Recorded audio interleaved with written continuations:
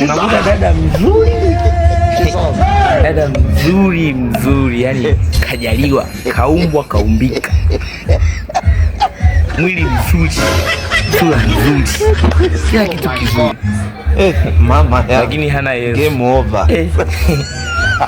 Hana Yesu, hana Mungu.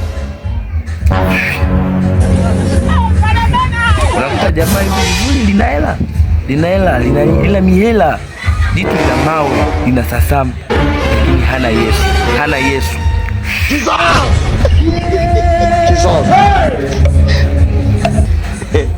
Unakuta ni lecture kali, yani ni lecture kali darasani, linanyima watu kozweki.